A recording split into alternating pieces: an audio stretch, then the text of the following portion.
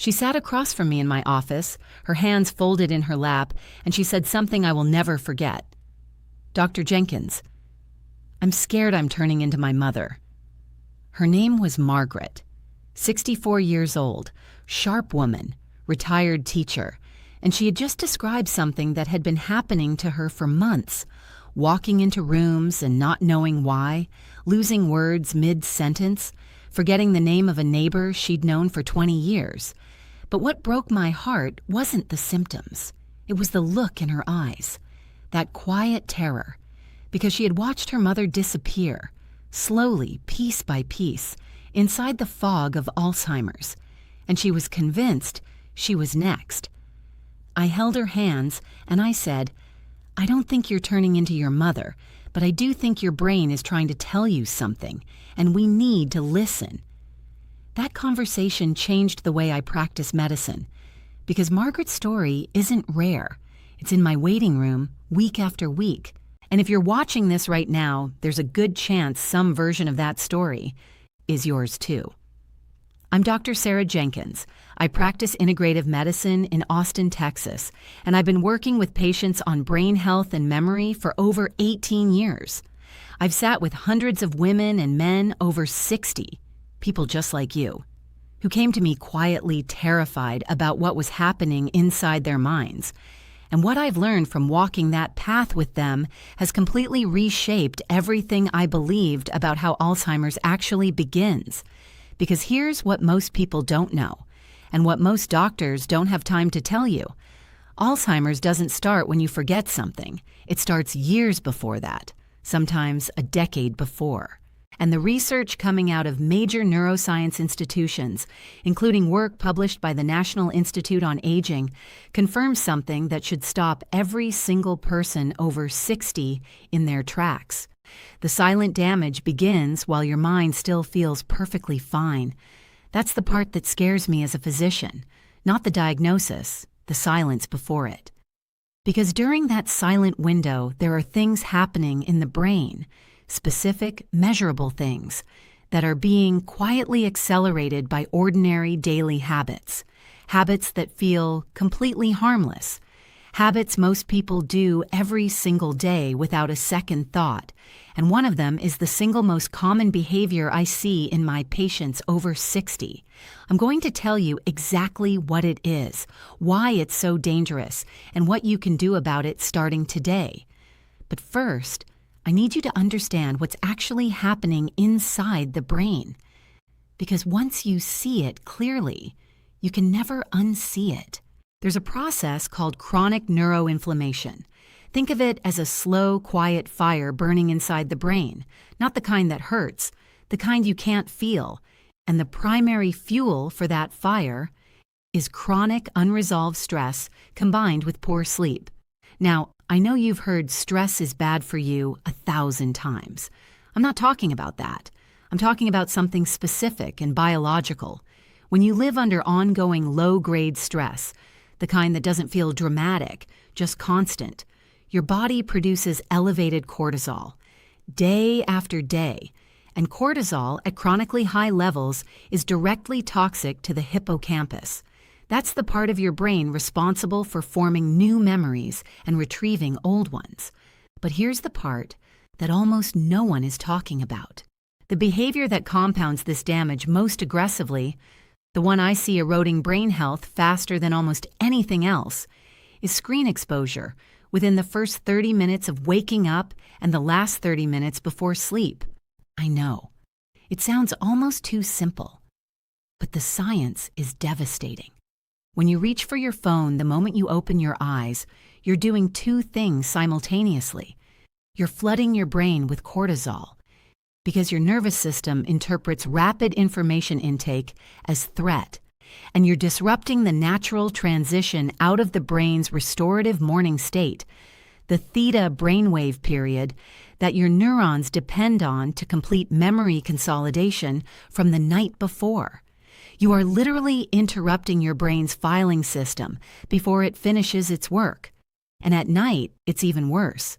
Blue light from screens suppresses melatonin production, not just for sleep, but for deep sleep. specifically stage 3 and REM sleep. Those are the stages where your brain runs its lymphatic cleaning cycle, the glymphatic system, flushing out the toxic protein buildup, including amyloid beta, that researchers now associate directly with Alzheimer's pathology. When you cut those sleep stages short, the trash doesn't get taken out, night after night, year after year. Margaret was doing this. She didn't know. Most of my patients don't. And the fix is not complicated. The fix is almost embarrassingly simple. No screens for the first 30 minutes after waking. No screens for the 30 minutes before bed. Instead, and this is what I tell every patient, spend that morning window in silence, or gentle movement, or conversation with someone you love. Let your brain finish what it started overnight. Let those consolidation pathways close properly. And in the evening, wind down with low light, calm breathing, or quiet reading, something that signals to your brain that the day is ending. Because your hippocampus doesn't repair itself on demand. It repairs itself on a schedule, and you are either supporting that schedule or you are fighting it. Now, I've been doing this work for 18 years, and what I've learned is that lifestyle changes alone, as powerful as they are, sometimes need additional support, especially for brains that have been under stress for years or that are already showing early signs of fatigue. That's why I want to take a moment before we go further. If you're watching this and thinking, I need to do something more than just change my routine, I want you to check the pinned comment below this video. I'll explain more in just a few minutes. But don't leave without looking at it. After years of going deep into the research on neuroinflammation, glymphatic function, and the specific mechanisms I just described, I came across a formula that was developed to support exactly these processes from the inside. It's called the Brain Song. And I want to be clear. I'm not here to sell you anything. I'm sharing this because I believe in it and because my patients have been asking me for something I could stand behind. I'll come back to this. But first, I want you to hear from some of the people I've walked this path with. Dorothy is 67 from Georgia. She came to me after she'd started writing herself notes for conversations she'd already had. Her daughter had started noticing too.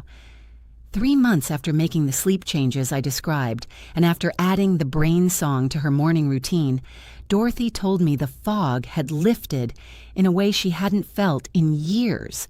She said, I feel like I got my mind back. She was skeptical at first. She told me she'd tried supplements before and felt nothing. This was different. Carol is 71 from Arizona. She'd been on sleep medication for 4 years and felt like her memory was getting worse despite sleeping more. What she wasn't getting was quality sleep.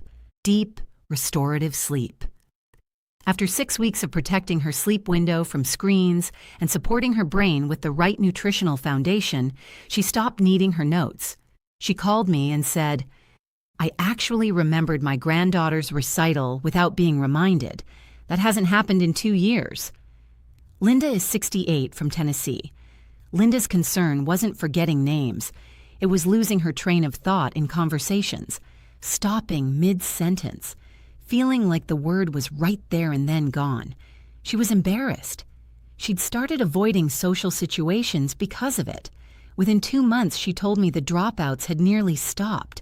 She said, I feel like myself again in a room full of people. And Barbara, 74 from Virginia, came to me already convinced she had early-stage Alzheimer's. She'd been to 2 other doctors who had essentially shrugged.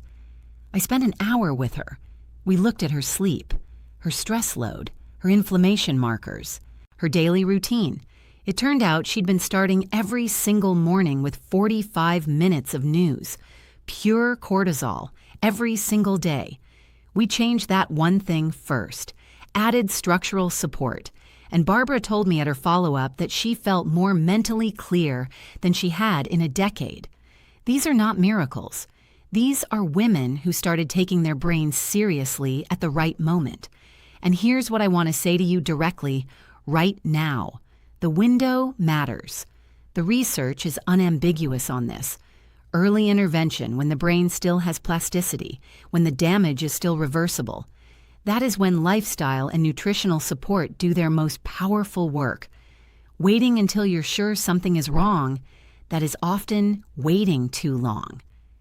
If you've been watching this video and recognizing yourself in the morning phone habit, in the broken sleep, in the moments of fog or forgetfulness, please take this seriously, not from a place of fear, from a place of love for yourself and for the people who depend on your mind being present. The two things I want you to start today are simple. Protect your first and last 30 minutes from screens and check the pinned comment below. I left everything you need to know about the brain song there, including how it connects to everything I explained today. I don't want you to leave without knowing about this, not because of what it is, but because of what it represents. Years of research translated into something you can actually use. Your brain has been working hard for you for decades. It's time to work hard for it. I'll see you in the next video.